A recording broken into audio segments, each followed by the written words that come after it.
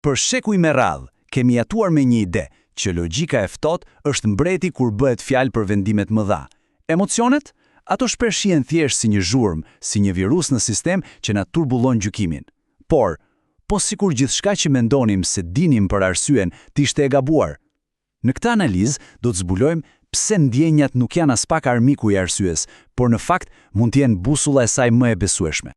Ja ku qëndron edhe përplasja kryesore. Nga njëra anë, kemi atë idenë e vjetër që emocionet janë një pengesë që duhet ta kapërcejmë.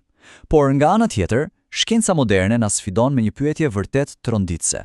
Çfarë ndodh nëse i heqim fare emocionet nga ekuacioni? A bëhemi vallë superlogjik apo ndodh diçka krejt tjetër, diçka e papritur, me aftësinë tonë për të gjykuar? Pikërisht ky është misteri që do të tentojmë të zbardhim së bashku. Për ta kuptuar këtë enigmë, duhet të bëjmë një udhëtim pas në kohë. Në vitin 1848, tek një aksidenti tmerrshëm që, pa dashje, hapi një dritare krejt të re në mënyrën se si funksionon truri ynë. Ky është rasti pabesueshëm i Phineas Gage. Imagjinoni pak këtë skenë të tmerrshme. Një shufër hekuri i përshkon kokën një punëtori hekurudhe dhe ai, për çudi, mbijeton. Pas aksidentit, bota mjekësore mbeti pa fjalë. Phineas Gage mund të fliste, të kujtonte, madje të zgjidhte problema logjike tamam si më parë. Pra, intelekti i tij ishte aty, por njeriu nuk ishte më i njëjti. Ai ishte bërë impulsiv, i paqëndrueshëm, totalisht i paaft për të planifikuar të ardhmen apo për të marrë vendimet më të thjeshta. Ai e kishte ruajtur logjikën, por kishte humbur plotësisht gjykimin. Si ishte mundur kjo? Ky paradoks i mundoi shkencëtarët për më shumë se një shekull. Dhe pikërisht kjo enigmë na çon tek neurologu Antonio Damasio. I magjepsur nga raste si ai Gage, Damasio kuptoi se diçka thelbësore mungonte në kuptimin ton për mendjen. Ai propozoi një ide radikale që jo vetëm do të zgjidhte misterin e Gage, por do të përmbyste gjithçka që mendonin se dinin për vendimarrjen. Kjo është ideja qendrore e tij, hipoteza e shënuesit somatik. Damasio argumentoi se ndjenjat e brendshme nuk janë thjesht zhurmë, por janë të dhëna. Janë sinjale fizike, një rrahje e përshpejtuar e zemrës, një nyje në stomak apo një ndjesi qetësie.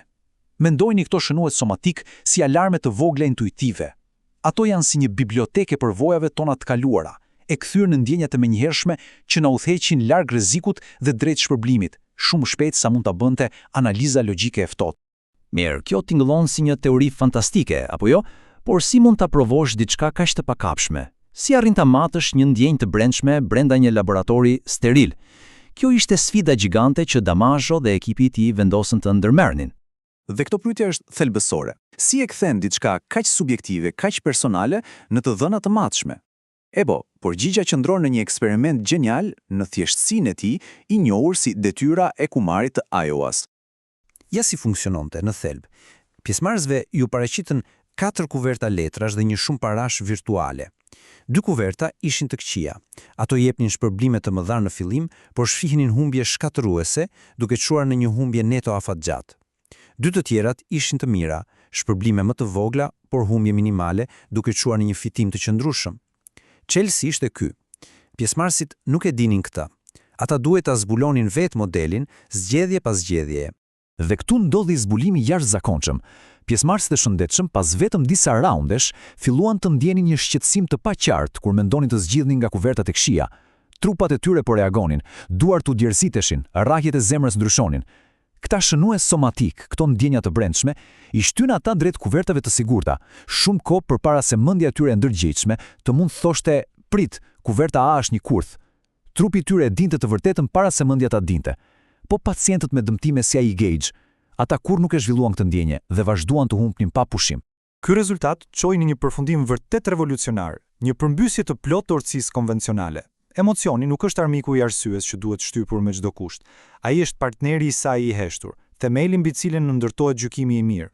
Pra si funksionon ky partneritet kaq elegant? Kur përballemi me një zgjedhje, truri ynë nuk fillon nga zeroja. Ai menjëherë skanon kujtimet për situata të ngjashme dhe rezultatet e tyre emocionale. Ky proces i shpejt gjeneron një sinjal trupor, një shënues somatik. Kjo ndjenja vepron si një filtr i fuqishëm, duke eliminuar menjëherë opsionet e këqija dhe duke nxjerrë në pa ato premtuese. Kështu, mendja son logjike i mbetet të bëjë zgjedhjen përfundimtare nga një grup shumë më i vogël dhe më cilësor opsionesh. Është një sistem tepër efikas. Tani, e gjithë kjo nuk është thjesht shkencë interesante për t'u lexuar. Të kuptuarit të këtij procesi mund të ndryshojë rrënjësisht mënyrën se si i qasemi vendimeve në jetën tonë. Pra, le të shohim se si mund t'i zbatojmë këtë njohuri në praktik. Këtu janë disa pika kyçe për t'u mbajtur mend. Së pari, trajtojeni emocionet si të dhëna, jo si zhurmë. Mësoni t'i dëgjoni dhe t'i deshifroni. Bëjni pyetjen vetes. Çfarë po përpiqet të më thotë kjo ndjenjë? Kushtojeni vëmendje trupit. Ai shpesh e di përgjigjen para se ju ta formuloni pyetjen. Kur merrni një vendim, mos mendoni vetëm për logjistikën, por vizualizoni se si do t'ju bëjtë ndiheni. Dhe së fundmi, bëuni një student i vendimeve të veta. Reflektoni jo vetëm mbi atë që keni vendosur, por mbi mënyrën se si keni vendosur. Ky proces ndërgjegjësimi e forcon lidhjen e fuqishme midis arsyes dhe emocionit. E gjithë kjo ide përmblidhet në mënyrë perfekte nga vetë Damasio. Ne nuk jemi makina mendimi që ndjejnë, ne jemi makina ndjenje që mendojnë. Ky citat përmbys gjithçka që mendonim se dinim. Ai na kujton se ndjenjat nuk janë një defekt në sistem, por janë vetë sistemi operativ që na bën qenie inteligjente dhe gjykuese. Pra, herën tjetër që do të përballeni me një vendim të vështirë dhe do të ndjeni atë ndjenjë të brendshme, atë sinjal nga trupi, ndaloni, dëgjojini me vëmendje. Mund të jetë pjesa më e mençura juaja që po flet,